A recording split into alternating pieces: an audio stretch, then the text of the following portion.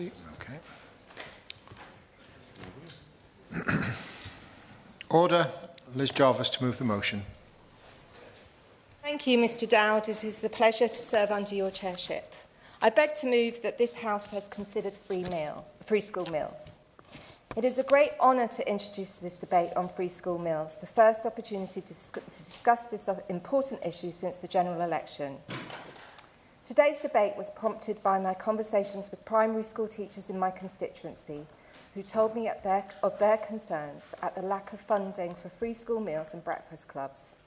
The number of our children in our country going to school hungry is unacceptable and impacts families in my constituency of Eastleigh and across the UK. The chance to have the best start in life should be available to all children, regardless of background.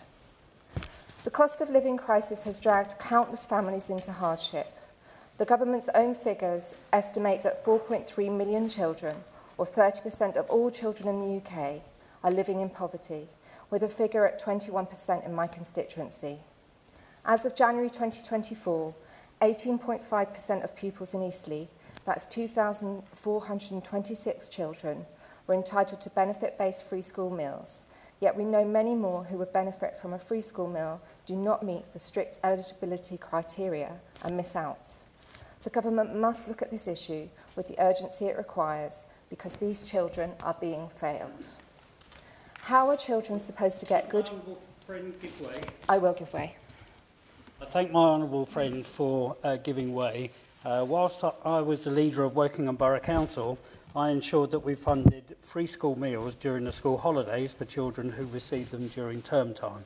It was absolutely the right thing to do, ensuring that children were not left hungry and at a disadvantage because of their background. The Times reports that 1 million children face the prospect of losing their free school meals.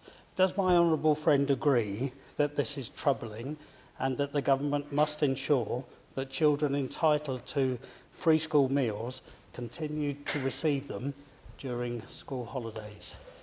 Well, my honourable friend makes an excellent point, and I absolutely agree. I also congratulate him on the work that he did at the council in order to ensure that children were not going hungry in the school holidays. It's something that I wish more and more councils were able to do.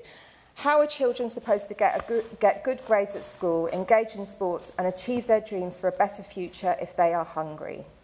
4 in 5 teachers told the National Education Union that they see children unable to concentrate due to the impact of deprivation. While polling of 10,000 teachers across England conducted by School Food Matters showed that a quarter of teachers have used their own money to feed children. For families who are struggling, a free school meal would make a huge difference. When children are well fed, they perform better at school, are healthier and have improved long-term outcomes. I will give way. I thank my own friend for giving way and for securing this very important debate, particularly in light that we might be receiving the outcome of the Child Poverty Strategy review.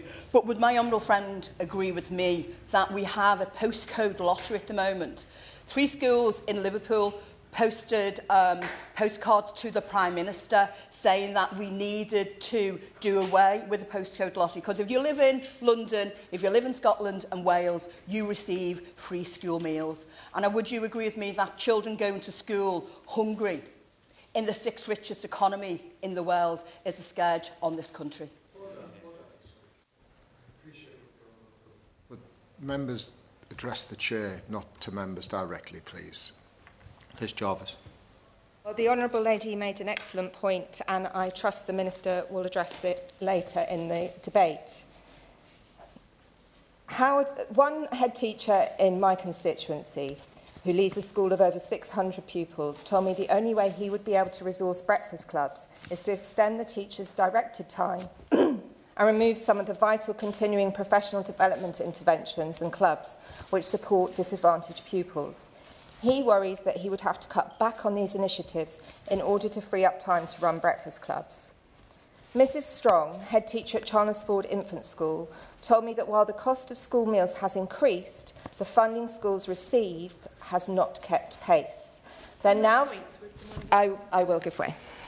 I thank my honourable friend for giving way.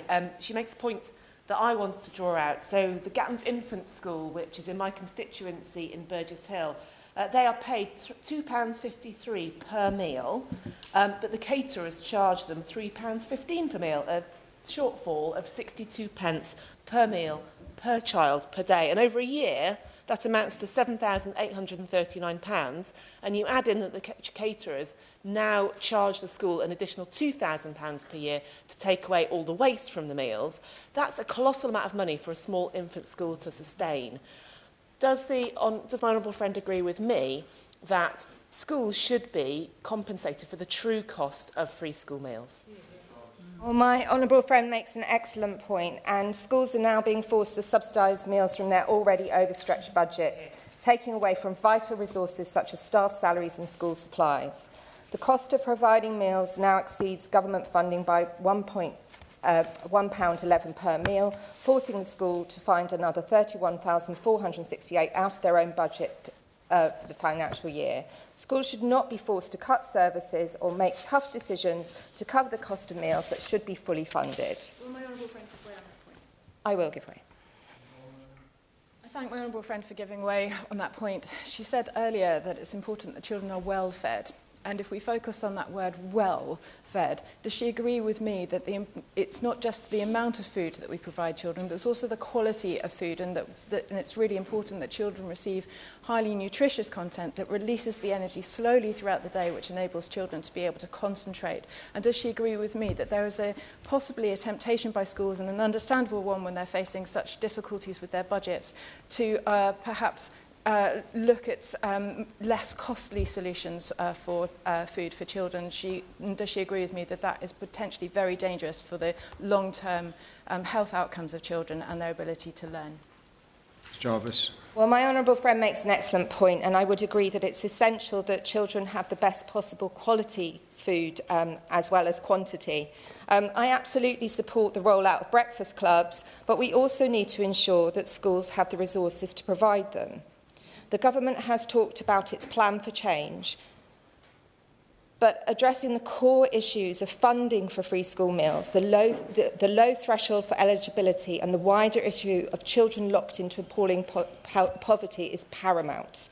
In England, only families earning £7,400 or less a year after tax and benefits qualify for free school meals, a threshold that is far too low and excludes hundreds of thousands of children in need. This limit must be increased, and I was pleased to support a Liberal Democrat amendment to the Children's Wellbeing and Schools Bill to increase the threshold to £20,000 a year after tax, which would expand eligibility to children who are currently missing out. According to analysis conducted by the Child Poverty Action Group, 900,000 children living in poverty do not qualify for free school meals because the eligibility criteria is so restrictive. These children are being denied a meal they desperately need. That is shameful, a legacy of years of underfunding. It is also unacceptable that thousands of children who are entitled to free school meals are not receiving them due to administrative barriers. Liberal Democrats believe auto-enrolment is the solution, which is why my colleague, the Honourable Member for Twickenham, has tabled an amendment to the Children's Wellbeing and Schools Bill to implement this change. A report by Policy and Practice in 2024 estimated that 471,000 children missed out on free school meals due to a complex application process. This model has been proven to work. When auto-enrolment was introduced in Durham, nearly 2,500 additional children gained access to free school meals, leading to a £3 million boost in pupil premium funding for the local council. A system designed to support the most vulnerable should not be so complex that it prevents children from accessing the help they need. It is not just parents who are struggling with these administrative burdens, but teachers too. My constituent, Mrs Beckett, who is the head teacher of Nightingale Primary School in Eastleigh, told me that the need to continuously justify how pupil premium funding is spent is one of the ongoing frustrations for schools. In reality, this funding allows them to provide additional support that benefits every child. Given that free school meals eligibility is a key driver for pupil premium funding, she questioned whether there had been any discussion about reducing the burdens on schools in this area. It would be more beneficial for the government to acknowledge the broader support impact of this funding rather than expecting schools to repeatedly demonstrate its effectiveness, which is not a good use of staff time. Beyond the bureaucratic hurdles families and schools face, many families simply cannot afford to provide their children with nutritious meals, leaving schools on the front line of a food insecurity crisis. A survey conducted in January 2025 by Barnardo's found that 18% of households with children reported experiencing food insecurity compared to 12% of households without children. This is deeply concerning, not least because of the growing child obesity crisis. According to NHS England, almost 1 in 10 children are already obese by their first year of school, and by year 6, this rises to 22.1%.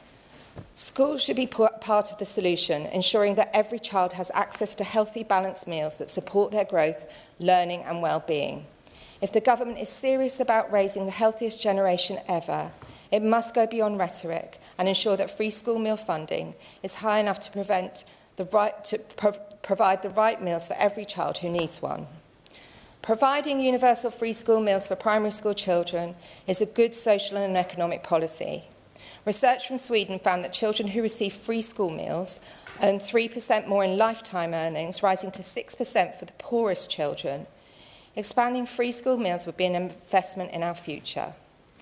The Joseph Rowntree Foundation's analysis has shown that without additional action from the government, poverty and deep poverty will remain largely flat until January 2029, with child poverty in the same terrible state.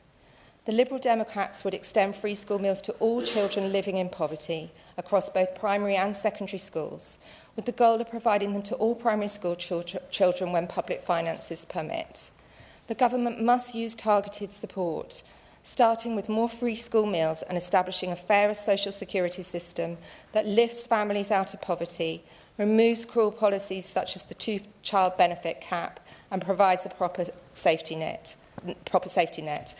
I've consistently called for the two-child benefit cap to be scrapped, the quickest and most cost-effective way to lift children out of poverty. No family should have to choose between paying bills and putting food on the table. No teacher should have to worry about making sure that pupils have had enough to eat so that they can learn.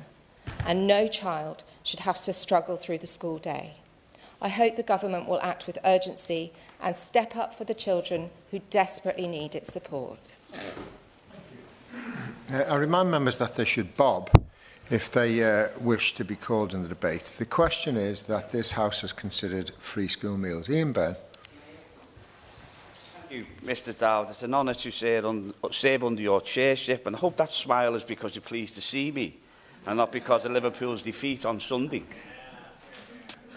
I thank the member for Eastleigh for securing this important debate. In January, the Joseph Rowntree Foundation published its first report on UK poverty since the new Labour government took office. The report laid bare the horrific inheritance of the Conservatives. They departed office with 3 in 10 children in Britain living in poverty. The number of children growing up in the deepest form of destitution, defined as a household that cannot afford basics like heating and eating, has more than doubled in the previous 5 years. In the big issue today, a survey of findings from frontline workers reports 85,000 children are living in destitution, an increase of 21% since 2021, with 53% of families being supported unable to afford enough food for basic nutrition. I see this in my own constituency each week, from teachers and social workers on the front line telling me that things are getting worse for the families they know are struggling, and this has played out in both reports from the JRF and the big issue. Shockingly, the JRF report states that at the end of this Parliament, child poverty is set to be higher than it was at the beginning. Minister, from a government with a mandate for change from the electorate tired after 14 years of austerity and a huge majority to put transformative policies into legislation if it wished, this would mark a catastrophic failure and a huge missed opportunity. And Minister, I know we can't afford this to happen, and I know you wouldn't want it to happen. I'm here today to talk about one policy that will tackle this injustice. However, first I want to put on record my opposition to the central driver of rising levels of child poverty, the two-child benefit cap. Just like the Joseph Ramsey Foundation have said, if we want to combat poverty, we must abolish the two-child benefit cap. But that is not the only tool at our disposal to tackle child poverty. I'm here today to talk about another: universal free school meals. I believe the case for universal free school meals is overwhelming and undeniable. Free school meals for all ensure every child has a hot, healthy meal each day, allowing children to eat, learn and grow together. They tackle child poverty and disproportionately help working-class families, alleviating hunger and freeing up money for other essentials. This is why universal free school meals is a central demand of the Right to Food campaign, a campaign I'm very proud to lead in Parliament. But as colleagues will know, eligibility for free school meals is incredibly restrictive. Household incomes must be less than £7,400 to qualify. And that means almost 1 million children in Britain are living in poverty but aren't eligible for free school meals. During the Right to Food consultation we've done across the country during COVID on Zooms, so many parents were saying we're just above the threshold, but living in really struggling, difficult times. So that was my reflections during when we drew up the Right to Food submission for Henry Dimbleby. But this picture varies across the country. As my honourable friend from Riverside touched on, whilst universal provision ends after year 2 throughout the rest of England, in London, Wales and up to year 5 in Scotland, all primary pupils are entitled to a free school meal, and the evidence showing the benefits of this is growing by the day. After universal free school meals were rolled out across London's primary schools, and thanks to Sadiq Khan for actually doing that, 84% of parents stated that the policy significantly helped manage family finances. Studies show free school meals improve children's concentration, behaviour and academic attainment, benefiting children from deprived backgrounds most of all. Research from Sweden shows that free school meals improve children's lifetime earnings. It's a no-brainer. And there are benefits outside the classroom as well. Within my constituency, I have wards with the highest child obesity rates in the country that are also some of the most economically deprived. And this link between poverty and obesity is most clearly seen in children. Children in the most deprived fifth of the population who are more than twice likely to be living with obesity than those in the richest fifth of the population.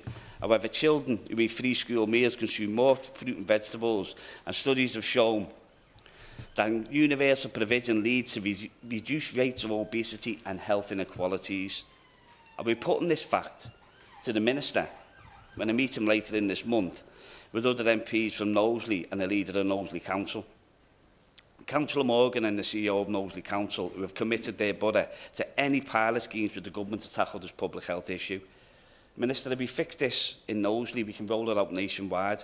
I really hope the Minister listens to our arguments for a universal free school meal pilot in Knowsley when we meet him in a couple of weeks.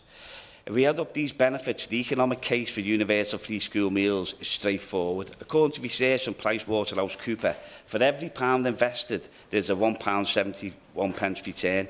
And unlike tweaking eligibility rules, universal provision combats the stigma attached to those receiving free school meals.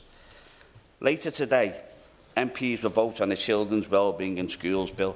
I warmly welcome the bill's introduction of school breakfast clubs. However, I am supporting amendments for it to go further in tackling child poverty. I have tabled an amendment to put the holiday activities and food programme on a statutory footing, ensuring children from the poorest households continue to have access to meals in school holidays into the future.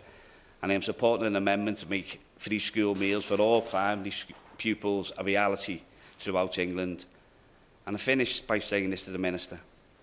When the country finally voted to get rid of the Tories last summer, they were not voting for child poverty to continue to rise. They were voting for change. And the change in this country desperately needs is transformative policies like universal free school meals. And I urge the government to get behind these amendments and get behind this policy. It will positively change the future chances of millions of working class kids, giving them a chance to live a long, healthy and productive life. Surely, Minister, that's what the Labour Party was created to do. And that's certainly why I'm in this job. Thank you. The smile was for both reasons. I would run round to the honourable gentleman. Thank you very much for that. Claire Young. Thank you, Mr Dowd. It's a pleasure to serve under your chairship, and I'd also like to congratulate my honourable friend, the member for Eastleigh, for securing this debate. I absolutely support the call for universal free school meals. I think that it needs to be accompanied by a call for proper funding, because at the moment the schools are simply not getting the support they need. In our area, in my Thornbury and Yate constituency, the local council is unable to provide a catering service anymore. It's just simply not financially viable. Over the years, more and more schools have opted for private firms, and now they've lost the economies of scale and they're no longer able to provide that service. Now, of course, those private firms are charging the schools more than they would have been paying previously, and not only that, but on a practical level, teachers were being expected to do more work as part of providing the catering. So the practicalities of delivering free school meals, even in the current situation, are fairly grim for schools. And of course, now the government has announced that it will introduce breakfast clubs. And one school I spoke to in my constituency said that they were expecting 67p per child for non-pupil premium children and 88p for pupil premium children. They currently run a breakfast club, and that non-pupil premium figure represents less than 15% of the cost, and that is their break-even cost. The only way they could fund a reasonable quality of breakfast and provide the support staff that are needed and so on would be to take money from many other important things that the school do. And they're worried about the quality of the food that they'll be able to provide. They currently provide a very wide range. They provide fruit, yoghurt, toast, cereals.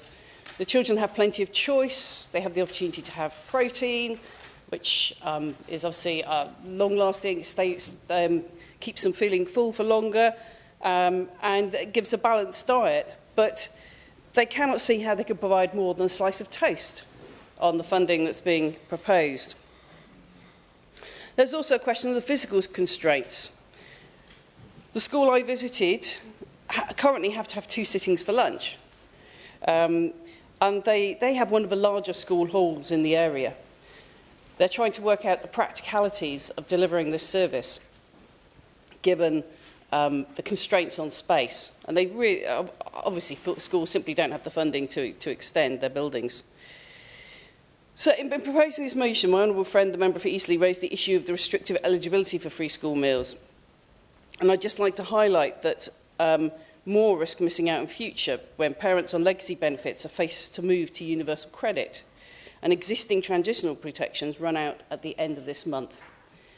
So to conclude, I think it is very important to children's learning that they are well fed, and by well fed I mean with good quality food. And I'm concerned about the deliverability of the government's current breakfast club proposals and the shortfalls that schools are already facing with free school meals. Thank you. Thank you. Terry Jeremy. Thank you very much, Mr Dowd. It's a pleasure to serve under your chairship today, and I congratulate the honourable member for Eastleigh for raising this important issue. Prior to being elected to this place, I worked as a youth worker in Norfolk and for many years served as a local councillor. Through both of these roles, I spent much time supporting local families. Issuing food bank vouchers was sadly a routine part of my role.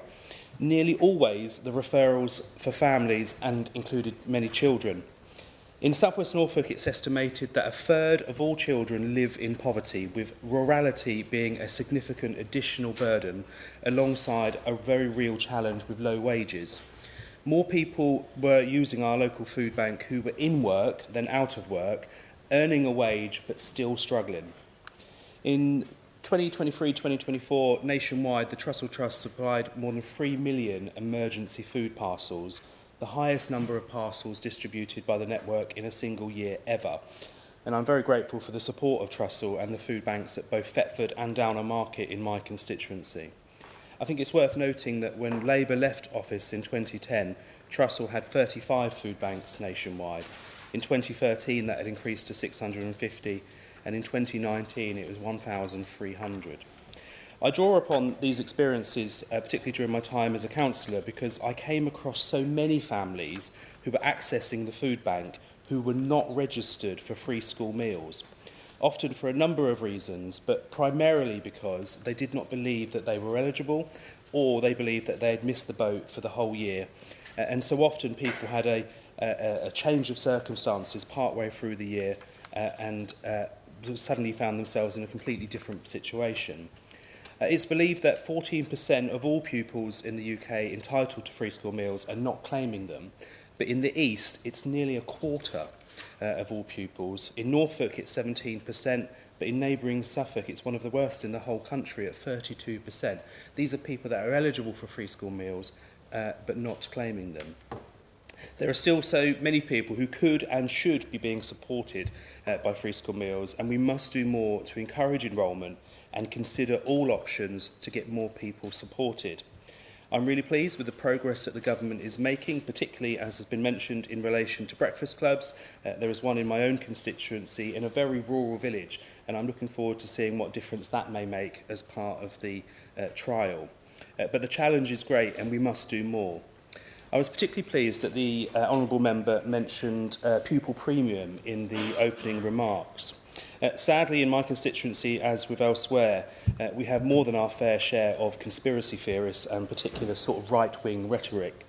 Schools and councils in my constituency tell me that it is increasingly a struggle to encourage parents to access support and to share information. One school was telling me recently that they don't want to reveal income information, employment information, such as the sort of growing distrust of the state. That's having a real impact on schools being able to access a fair share of pupil premium and other support intended to help not just those children that may directly benefit, but the school as a whole. And I wonder if the Minister could speak to those specific concerns. Thank you. Thank you. Jim Shannon. First of all, a pleasure to serve under your chairship. Can I thank the Honourable Lady for Eastleigh for setting the scene and for delivering a debate that is so important to us all. Obviously, Mr Chairman, I'll give an Northern Ireland perspective to the debate. That's not the responsibility of the Minister, but I know at least I think he appreciates my comments in relation to the perspective that I give, because it replicates what's happening in the rest of the United Kingdom. And I think it's important, I always think it's important anyway, Mr Chairman, to bring those interpretations to the debate, because they add, I think, to this great United Kingdom of Great Britain and Northern Ireland, and how we can do things together, hopefully in a better way. Listening to the comments of honourable members so far, it is evident there are similarities in terms of this, despite education being devolved. But it is important that there is provision for all children to have a decent, balanced meal whilst in schools. So I'm very pleased to be here for that reason. Just the honourable member for Liverpool, I know his team lost on Sunday, but the Premier League's still ahead of you, and that's the important one, so don't worry about the Carabao Cup. I think the Premier League probably means a whole lot more, but it means a whole lot to Newcastle, because they haven't had much success in the last few years. I'll just say it's a pleasure to see the Minister in this place, and I look forward to his contribution. He genuinely comes to these debates and indeed question times in the Chamber as well to try and answer the requests that we make, and he always does that in a way, I believe personally, that helps me have confidence in what he does and the relationships that he has with the Northern Ireland Assembly and the Minister in particular. Also very pleased to see the Shadow Minister in his place. He always brings his knowledge to these debates, and he brings it in a fair way, which I think adds to the debate as well, because it's about how to make things better, and that's what I always see about the Shadow Minister and what he does. To give some background, Mr Chairman, the free school meals are managed and allocated by the Education Authority back home, and parents are able to check eligibility and apply accordingly.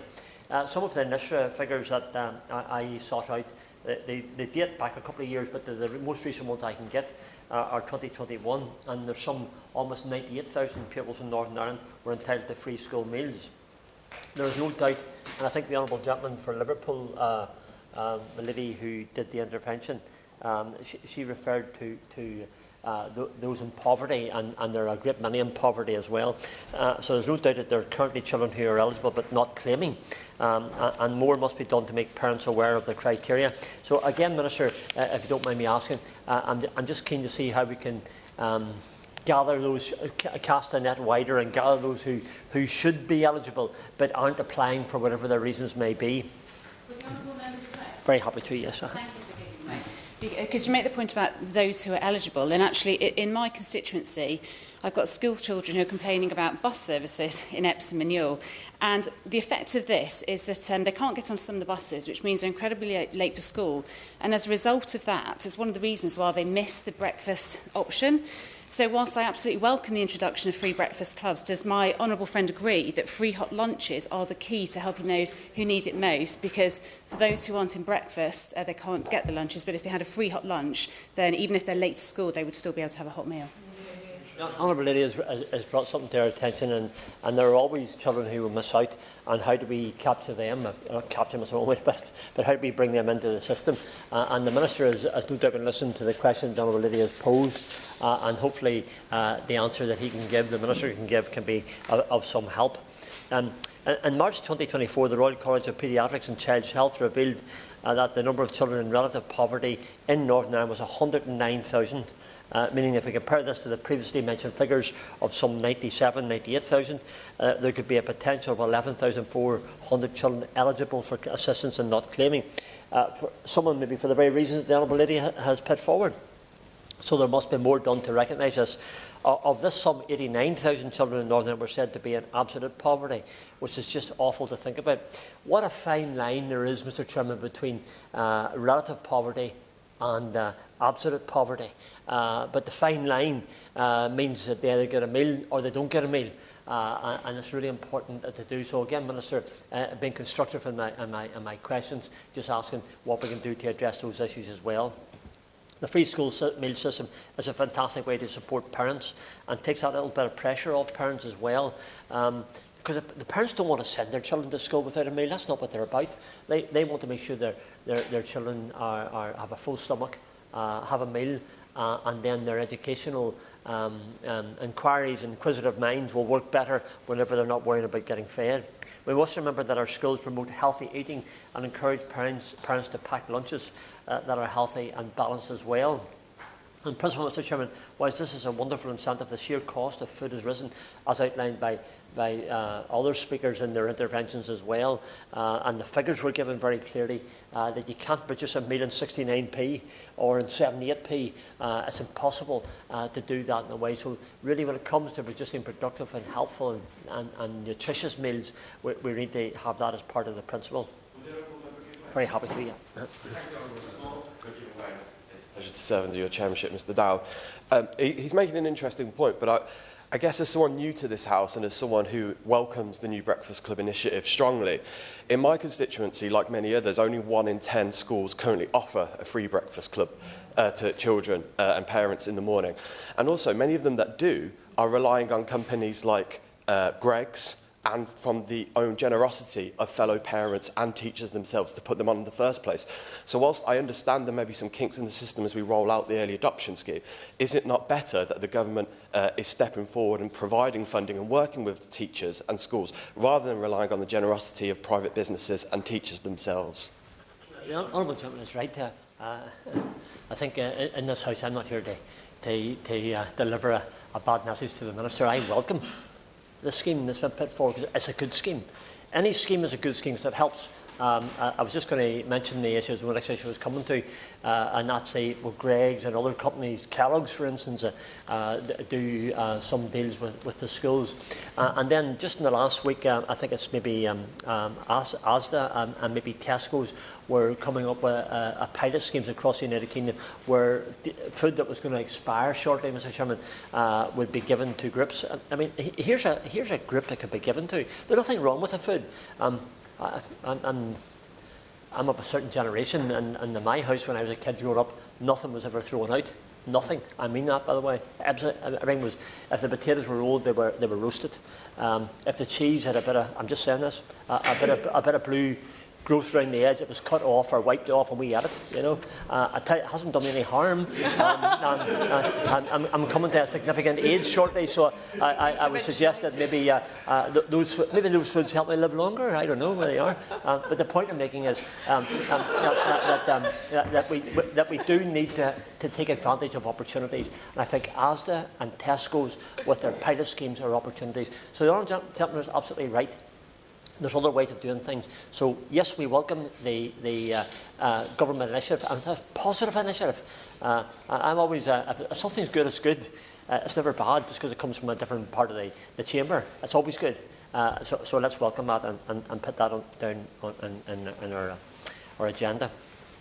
It's no secret that healthier, fresh food is more expensive than the easier alternative. So being able to provide something in school is so beneficial for so many families, and the parents want that as well. There have been calls in the past, Mr Chairman, to grant free school meals for all children.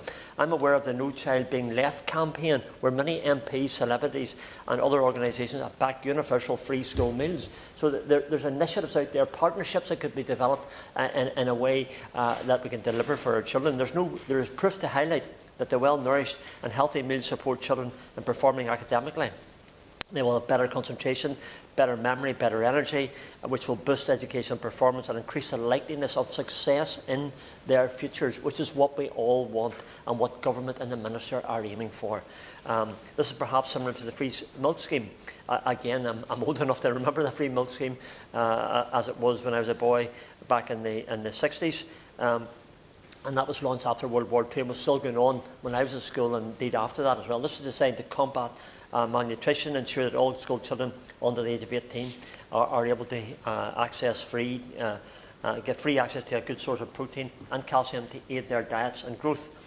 I've spoken on this before and many times in this chamber, but just want to emphasise the importance of it. There's some special education pupils out there who thrive in routine and perhaps live by a very strict diet. That's one of the things that the Honourable Lady is referring to. There are children with special diets. How are they catered for? I'm conscious, if there's a Senate debate in this chamber, it'll be full, because everybody comes along with their stories. I will add my stories and my examples to that as well. Supervision also needs to be able to provide meals with schools that cater to their needs, and it is the idea that no child is suffering or trailing or left behind. So can the Minister give us his response and some clarity around this issue, what the current guidelines are in relation to that? And to conclude, Mr Chairman, the free school meal system is fantastic. Government's initiative is fantastic. It's wonderful. Well, nobody here will ever be churlish in relation to that. But there are maybe some suggestions I put constructively how we could move forward. The partnerships with business, with Greggs, for instance, for Kellogg's, for Tesco's, for Asda's, for others who wish to do things. As stated earlier, there is more to be done to recognise all those children and parents who could benefit from something like this. And furthermore, Mr Chairman, perhaps looking into universal free school meals is something that the Minister and his department could look at for the betterment of all children's futures. So I again constructively, positively look to the Minister to ensure there's conversations with the devolved nations. I have to say that the Minister makes that his business to do that, and that's constructive and much welcome. And that the funding is always there and always adequate to support these children suffering and those parents who are also on the breadline and making it difficult for them to cater and look after their children. Thank you so much. Thank you. Danny Chambers. Thank you for calling me to speak, Mr Dowd. It's a pleasure to serve under your chairmanship, and I pay tribute to my friend from next door in Eastleigh for securing this hugely important debate. This isn't a niche issue, as has been touched on before. 3 out of 10 children living in poverty, many of them going to school hungry. This is a matter of national shame. And it's also made me reflect on how privileged I was. I went to our local state school. It was a perfectly fine school, but I never went to school hungry. I always had a roof over my head. There's no way I'd have managed to concentrate and get the grades I needed at school to go on and study veterinary science at Liverpool University. 7 fantastic years at Liverpool University. If I'd been going to school hungry, I could not have achieved that. And we know in this country, look, we're short of vets, we're short of doctors, we're short of engineers.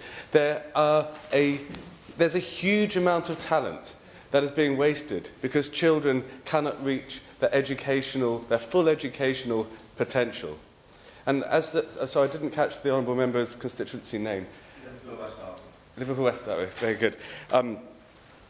You touched on the Honourable Member touched on the economic benefits of universal free school meals and rightly mentioned the PricewaterhouseCoopers study that showed for every pound put into free school meals, you get £1.71 in return and growth in the economy, for a whole variety of reasons, but including the fact that children end up getting better jobs and paying more tax, over £18 billion over a 20-year period.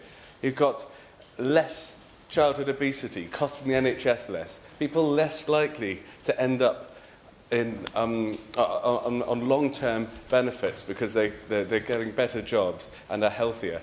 But also, we know that the prison illiteracy rate is several times the national average. It costs £51,000 a year to keep someone in prison, yet apparently we can't afford to give them a free school meal that might help them prevent them going down that journey in the first place. So we've not only got the moral argument, the heartbreaking argument that children should be going to school well fed, but it's also the economic argument that we can be actually growing our economy if we're brave enough to provide these meals. I visited Itchen Abbas primary school. It's a tiny rural primary school, a little bit like the one I went to, only 60 or 70 children in it. And they touched on the issue of breakfast clubs, how by the time they have to have staff come in an hour early, open up the school, pay the staff, pay the heating, and then only getting around 60, 70, 80 pence a meal, it's costing them a lot to provide these breakfast clubs. And they want to do it, but at the moment it's not feasible. And I totally support breakfast clubs. I think they're a fantastic idea, but we have to make sure that not only are they affordable for the schools and not costing the schools extra, but they are providing good, nutritious food for children. And quite clearly, 60 or 70p a meal, when you put all the other costs added to that, are not going to lead to a nutritious meal. It's going to cost the school a lot of money. So I just finished by saying that despite the best efforts of Liz Truss and the last government, we are still one of the wealthiest nations on the planet. There is no reason any child should be going to school hungry. And it is, if we make the right choices over the next few years, we can ensure that every child reaches their full educational potential and we grow our economy and every child actually enjoys being at school. Mira Wilson. Very much, Mr. Dowd. It's a pleasure to serve under your chairmanship today, and I hope you'll forgive me for my heckling earlier. I couldn't resist when there was mention of the football and Sunday. I'm married to a very proud Geordian Newcastle United fan. It was a day of very high emotion in the Wilson household, although I'm a Londoner and therefore a Spurs fan. Less said about that, the better. I hope that the Chair will indulge me in teasing the member for Liverpool West Derby. Can I start by congratulating my honourable friend, the member for Eastleigh, for securing this important debate, especially as we are about to head into day 2 of report stage of the Children's Wellbeing in Schools Bill, where we will be talking about these issues of free school meals and breakfast clubs later today. I am incredibly proud that the Liberal Democrats have a very strong record of championing and delivering free school meals. Let's not forget that universal infant free school meals were delivered as a result of the Liberal Democrats' efforts during the coalition government, and if it weren't for our presence there, they would not have happened, and that is clear, and there are Labour members who have put that on the record in the past before. And so I am very proud to continue the campaign on behalf of our party to ensure that more children benefit from free school meals. But frankly, as many honourable members have already said, in this day and age, in one of the wealthiest countries in the world, we should not be having to campaign on this issue. I find it shocking that the Food Foundation reports that 1 in 5 schools run a food bank. And that as of January of this year, 18% of households with children live in food insecurity, which means members of the family are skipping meals or having smaller meals because they simply can't afford to put enough food on the table. So I want to make the case today as to why more children should be receiving free school meals, both through the eligibility threshold and auto-enrolment, but also how we need to ensure that that is properly funded, given the challenges our schools face. But why, Mr Dowd, are free school meals so great? Well, as my honourable friend, the member for Winchester, has just powerfully outlined, we know that well-fed children have greater educational outcomes. And we know from pilots that have been conducted in East London and in Durham that children on average achieved 2 months more progress in their SATs, where there were pilots of free school meals. I think they were universal primary free school meal pilots. We know that children's concentration improves. We know that their behaviour improves, and we know that at the moment behaviour is a real challenge for our teachers up and down the country. We know that children end up eating healthier because packed lunches tend to have more calories which have fat in them as opposed to carbs and other sources of calories. They are higher in sodium, they are higher in sugar. We know that free school meals help parents save time and money, on average £10 per week. And as we've heard from the Honourable Member for Liverpool West Derby and my Honourable friend, Member for Winchester, there's been analysis undertaken by that well-known left-wing think tank, PricewaterhouseCoopers, that there is a huge economic benefit. For every pound invested, there's a £1.38 return.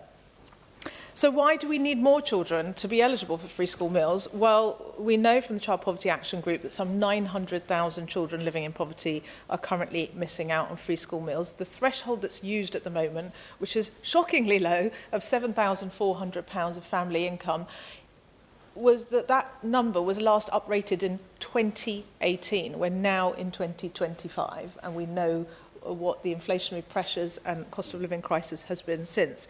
And as my honourable friend, the member for Wokingham, who's no longer in his place, mentioned earlier in his intervention, we know that as a result of the changes from the migration of legacy benefits to universal credit, about 1 million children are set to lose out on free school meals as a result of that shift. And that temporary extension for the arrangements is due to expire at the end of this month. And I really, really hope that ministers will take urgent action on that, because we can't afford to see yet more children losing out on free school meals. One case study I haven't, Mr Dowd, I recognise that I happen to represent a relatively affluent constituency, but that doesn't mean that there isn't poverty in my constituency. In fact, actually, it's often in more affluent constituencies that those pockets of poverty tend to be hidden and overlooked. And I was moved to tears a while back when a mother came to see me at my surgery. She'd fled an abusive relationship, and as a result of the domestic abuse she'd suffered, she was on mental health medication, and she said to me, I have had to forego my medication so that I can put the money I would have spent on a prescription to enable my daughter to be able to have lunch when she goes to college. Those are the sorts of decisions, dilemmas, and choices that families up and down the country are having to make, so that children and young people are well fed and that they can focus on their studies. That cannot be right. And I support the ambition that a number of honourable friends and members have set out of offering free school meals for all primary children. But we recognise, the Liberal Democrats recognise, that money is tight at the moment, and therefore extending free school meals for all primary children at the moment is probably unachievable, and we should take a more targeted approach, and which is why we are very strongly committed to delivering what Henry Dimbleby's recommendations were to the last Conservative government in his food strategy, of raising the eligibility threshold for free school meals to £20,000, and that would be whether you're at primary or at secondary, because let's remember, hunger doesn't end at the age of 11. So where we've got scarce resources, let's target those resources at the most needy children and young people at both primary and secondary. And that is where, welcome though the breakfast clubs are, we've heard time and again, not least from the children's charities who came to give evidence at the Bill Committee, the Children's Wellbeing in Schools Bill Committee, that actually they're worried that the most needy children are going to miss out and not take up the breakfast club offer.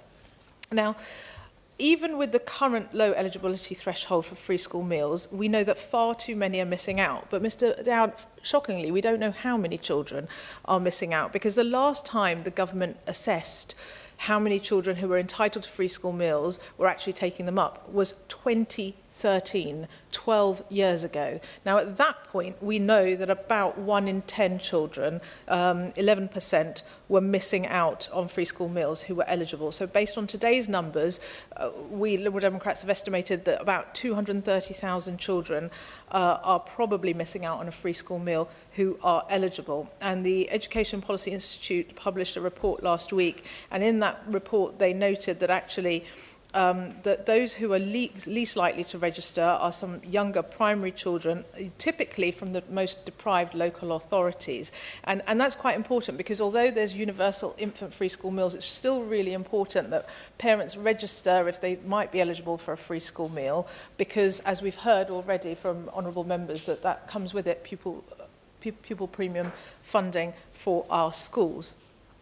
So I beg the Minister to look seriously at auto-enrolment. Last week we had a private member's bill brought forward by a Labour member, the member for Crawley, I think it was, to introduce auto-enrolment. The Education Select Committee has come out with a strong recommendation of auto-enrolment for free school meals, and there are at least 2 amendments, including the Liberal Democrat amendment this afternoon in the Children's Wellbeing and Schools Bill on auto-enrolment. And we've seen in Liberal Democrat-led Durham County Council, as a result of auto-enrolment this academic year, 2,500 more children are getting a free school meal, and £3 million of pupil premium funding has been delivered to schools in Durham as a result of that scheme. That is £3 million of money helping support our most deprived children to learn and thrive in their schools. Now, I believe the Minister on Friday, in response to the private member's bill, said that he was talking to colleagues in the Department for Science, Innovation and Technology regarding data sharing to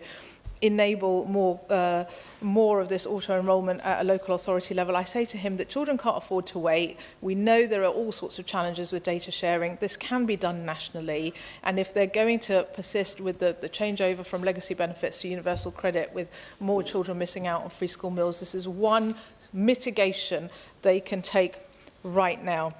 And Mr Dowd, before I finish, I want to touch a little bit on funding, as my honourable friend, the member for Eastleigh, and the member for Mid-Sussex, who's no longer in her place, have touched on the fact that we have to fund free school meals properly where children are eligible. And I welcome the government's recent uplift in funding for universal infant free school meals, but that funding has only gone up 28 pence, or 12%, since Liberal Democrats introduced the universal infant free school meal policy in 2014. At that point, it was funded at £2.30 per pupil per meal.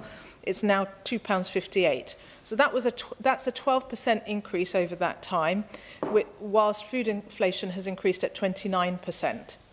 And that's because for most of the time it stayed static. In the last Parliament, I and many other honourable members campaigned hard to see an uplift in the per meal funding, and I was very pleased when Nadeem Zahawi actually finally moved a little bit on this, but it's still lagging behind. And as we've heard, schools are having to find cost savings in other budgets to fund something they have to deliver by law, universal infant free school meals for all. And as a London MP, before the Mayor of London introduced free school meals for all primary, I was hearing from many of my primary schools that they were charging juniors more per meal in order to subsidise the infant meals, because the government was not giving them the requisite funding. So if we want high quality nutritional meals for our children, they need to be funded properly, and that's why it's a very important lesson to learn as these breakfast clubs are rolled out. As my honourable friend, the member for Eastleigh, and the member for Thornbury and Yates have pointed out, there are alarming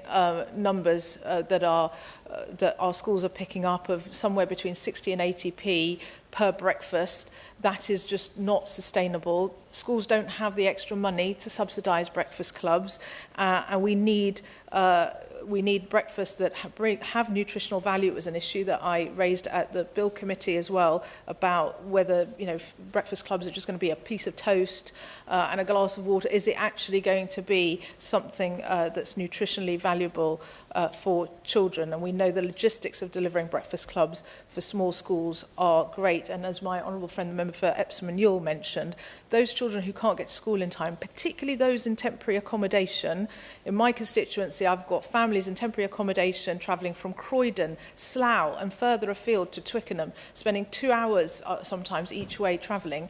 They are the children who most need breakfast, and they're most likely to miss breakfast club. So in conclusion, Mr Dowd, a hot, healthy meal in the middle of the day for every child in poverty is morally the right thing to do. It is economically the right thing to do. The government has the opportunity to do the right thing today, to support new Clause 7 in the Children's Wellbeing and Schools Bill, in mine and my honourable friends' members' name. If the government is serious about spreading opportunity, which it tells us most weeks that it is, it has the chance to step up today, to improve the education outcomes for the most disadvantaged, to boost their health and nutrition, to help every child no matter what their background is. So if he wants to deliver on that mission, I hope to see Labour members marching through the right division lobby tonight when we call a vote on new Clause 7 to raise the eligibility threshold for free school meals and auto-enrol every child that meets that threshold for free school meals. Thank you, Mr Dowd. Thank you.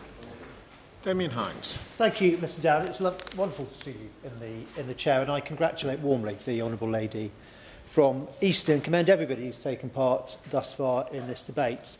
Colleagues from South West Norfolk, from Redditch, from Liverpool West Derby, from Winchester, from Thornbury and Yates, from Twickenham and of course from Strangford. It's a big day for the honourable gentleman, because today is the day, of course, that Parliament will eventually debate whether St Patrick's Day should become a UK-wide public holiday, and we're doubly grateful to him for joining us this morning ahead of that moment. This is a very important debate on a very important subject, because nutrition for children is clearly one of the most fundamental things. For all the reasons that the honourable member actually for Strangford talked us through. Today in Parliament we will later be discussing other aspects of welfare. Colleagues will have a chance to talk about the welfare system overall and what it is designed to do and what it does well. We should note that free school meals, in economist speak, is a particularly efficient benefit, because it's a benefit in kind. It goes directly to people with a demonstrable need and provides a direct benefit which then goes on to help them in their schooling.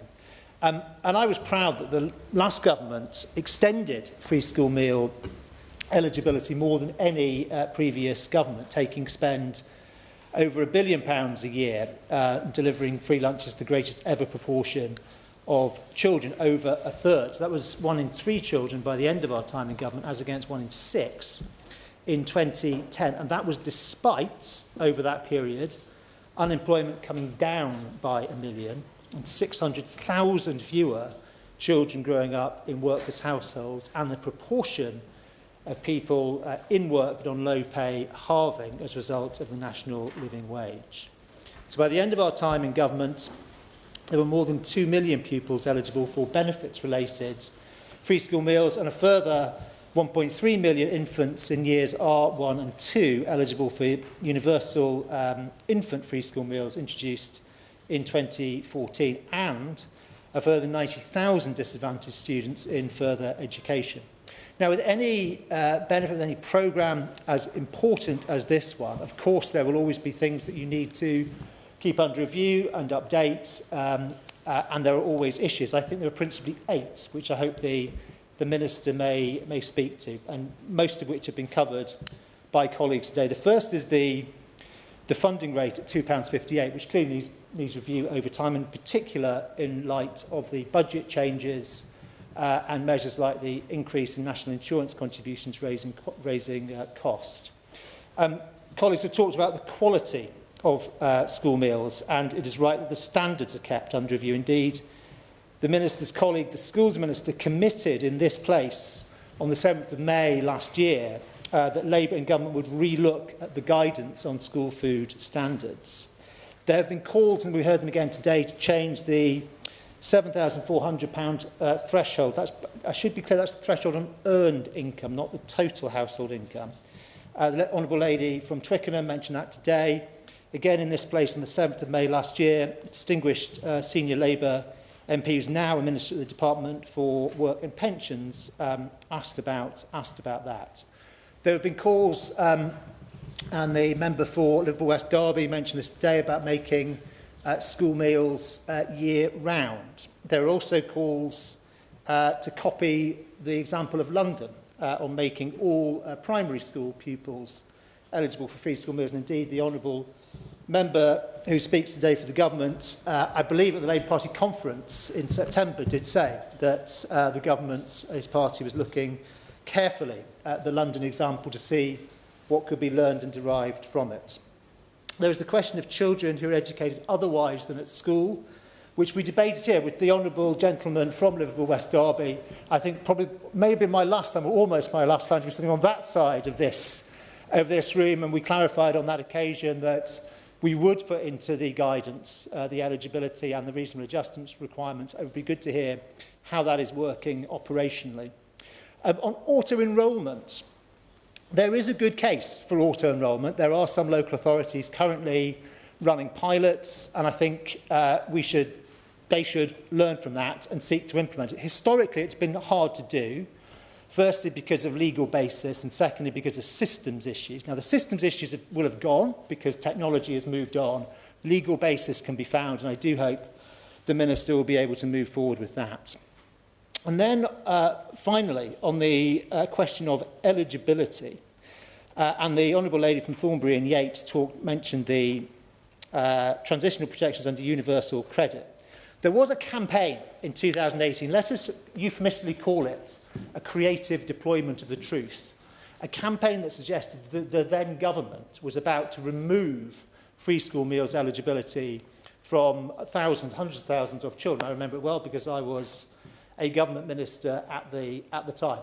It wasn't true. In fact, what has happened with universal credit transitional protections is that many more children have become eligible for free school meals. It is a primary reason why there are now 1 in 3 children eligible for free school meals. And I think the big question for the government is, are they going to take steps to keep the eligibility for free school meals at roughly a third of children? And perhaps the Minister can say a little more about how they will do that.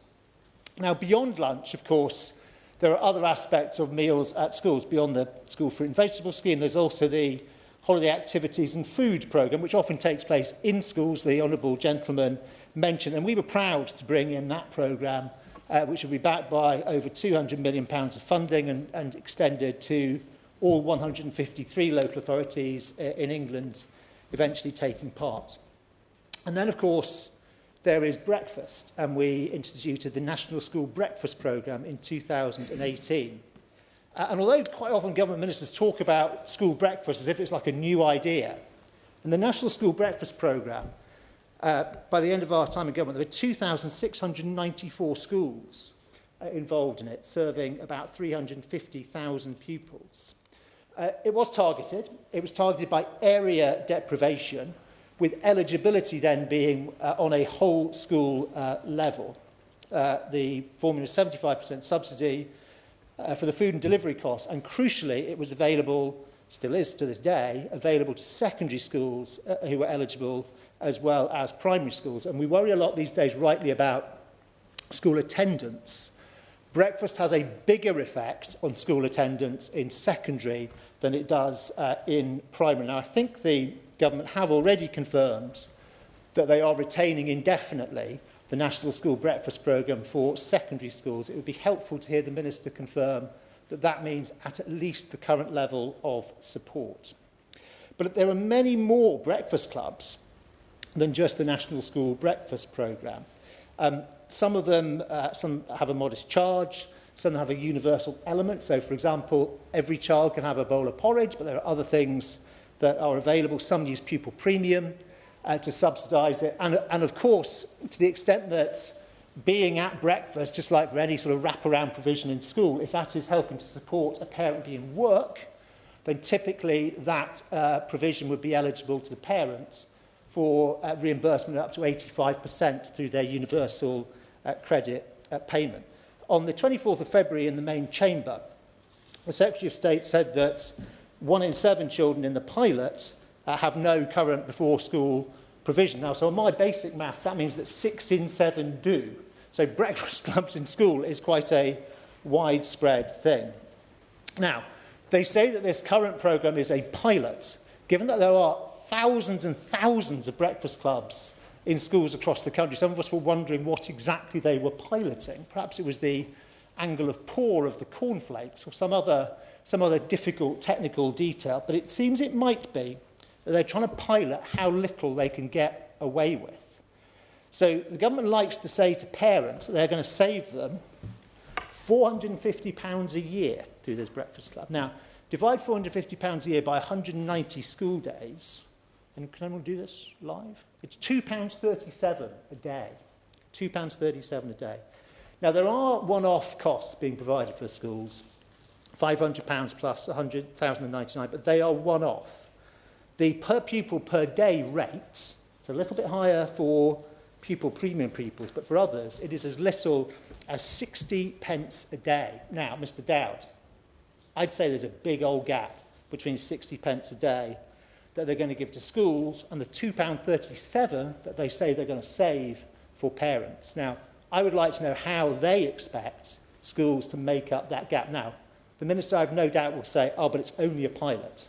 Will he commit that if it turns out to be too little to cover schools' real costs, will they increase the rate? Thank you. Minister. Thank you, Mr Dowd. It's a pleasure to serve under your chairmanship, and I thank the honourable member for Eastleigh for securing a debate on this important subject, and to all members for the spirit in which they have contributed this morning. Free school meals provide pupils with essential nutrition, support school attendance, improve behaviour, and set children up for success by ensuring that they can concentrate and learn in the classroom and get the most out of their education. They are essential to breaking down the barriers to opportunity and tackling child poverty, a task which is more important than ever because of the legacy of rising child poverty left behind by the previous government. There are 700,000 more children in poverty now than in 2010, and over 4 million children are now growing up in a low-income family. As part of our plan for change, we are determined to tackle the scourge of child poverty and break the unfair link between background and opportunity, and have already taken wide-ranging action despite this government's incredibly challenging fiscal inheritance, including setting up the Child Poverty Task Force. The task force is considering a range of levers to tackle child poverty, including key cost drivers for households such as food, to develop a comprehensive strategy which will be published this year. Now, this is in addition to action we've already taken to deliver on our mission to break down barriers to opportunity, with the first 750 schools which will begin offering free breakfast clubs from April, backed up by over 30 million investment to boost attainment, attendance, behaviour and well-being. Now, Mr Dowd, it's important that children eat nutritious food at school, and the department encourages schools to have a whole school approach to healthy eating, and the school food standards restrict foods high in fat, salt and sugar, and ensure schools provide children with healthy food and drink options to make sure that children get the energy and nutrition that they need across the school day. And free school meals must comply with these food standards. Under current free meal programmes, around 2.1 million disadvantaged school-aged pupils, 24.6% of all pupils in state-funded schools, are already eligible to receive benefits-based free meals. A further 90,000 16 to 18-year-old students in further education are entitled to receive free meals on the basis of low income. In addition to this, all pupils in reception, Year 1, Year 2 and in England state-funded schools are entitled to universal infant-free school meals, and this benefits around 1.3 million children, ensuring that they receive a nutritious lunchtime meal. In total, we already spend over 1.5 billion on delivering these programmes, and the eligibility for benefits-based free meals drives the allocation of billions of additional pounds of disadvantaged funding. Now, as a number of members from across the House have said this morning, we want to make sure as many eligible pupils as possible are claiming their free school meals, and to make it as simple as possible for schools and local authorities to determine eligibility. To support this, we currently facilitate the process of claiming free meals through the provision of the eligibility checking service. This is a digital portal available to local authorities that makes verifying eligibility for free meals quick and simple. Now, this checking system is being redesigned to allow parents and schools to check eligibility independently from their local authorities. And this system will make it quicker and easier to check eligibility for school meals and has the potential to further boost take-up for families meeting their eligibility criteria. In addition, we're aware of a range of measures that are being implemented by local authorities to boost the take-up of free lunches. And Chair, we welcome locally led approaches by working directly with their communities. Local authorities can overcome the barriers to registering and take action to ensure that families access the support that they are eligible for, subject to these activities meeting legal requirements, including those on data protection. Now, as with all government programmes, we will keep our approach to free school meals under continued review. Mr Dowd, in addition to free school meals, as I've already mentioned, the government is also investing in breakfast clubs, as well as the holiday activity and food programme this year. And as my honourable friend for Redditch alluded to, we've tripled the investment in breakfast clubs to over £30 million in the 2025-26 financial year to help ensure children are ready to learn at the beginning of the school day. Local authorities will also receive over £200 million of funding for the holiday activities and food programme for 2025-26, providing healthy meals, enriching activities and free childcare places to children from low-income families, benefiting their health and well-being and learning. With regards to a number of points made this morning on funding arrangements for free school meals, schools are funded for benefits-related free meals at £490 per eligible pupil per year and receive this as part of the wider core funding. This is increasing to £495 per eligible pupil for the next academic year. Universal infant free school meals and the further education free meals are funded through direct grants valued at £2.58 per child per meal. And this is an increase of 2% on last year's rate of £2.53 and reflects the latest GDP deflator inflationary forecasts. Funding is not ring-fenced, which means that schools have autonomy over how meals are delivered, including entering into contracts with suppliers and allocation of funding within their budgets. And I can assure members we continue to work closely with the school food industry to monitor sector challenges. I look forward to meeting my honourable member for Liverpool West Derby to discuss his views and ideas later this month as we continue to work with local authorities to break down barriers to opportunity and deliver this government's plan for change. I know that he will welcome the government's rollout of breakfast clubs, which will put on average £450 back in the pockets of parents, as well as ensure children are socialised and ready to learn at the start of the school day.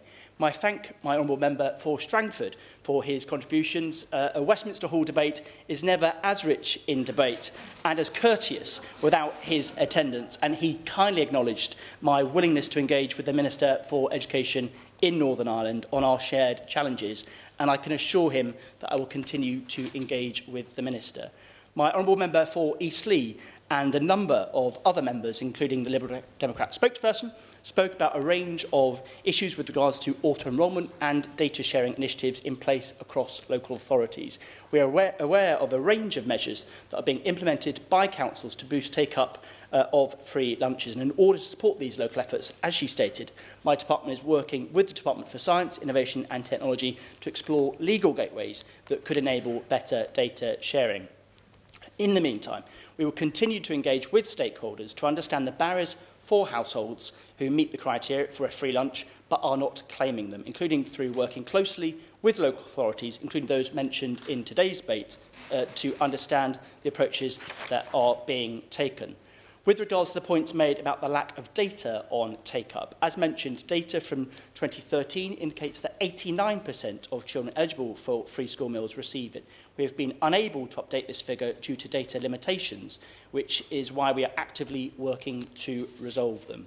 With regards to the points made by the members for Thornbury and Yate and Winchester on breakfast club funding, I can encourage the honourable members to look at the detail and the guidance issued to schools, which will set out that an average-sized primary school with 50% take-up from the breakfast club scheme will receive around £23,000 per year as part of the early adopter scheme. And for context, the previous government's programme would have given a similar school £1,600. Chair, I think this shows that the government is delivering real investment to deliver our plan for change. May I welcome the Right Honourable Gentleman for East Hampshire back to his rightful place on the shadow front bench, even if it is just for this morning. As he and the member for Twickenham raised, transitional protections were put in place to ensure children whose families were moving from legacy benefits onto universal credit did not lose out. And once we move to the next phase of transitional protections from March the 31st, I can assure honourable members that no pupil will feel any change until after the summer. As with all government policy, we will keep our approach to free school meals under review.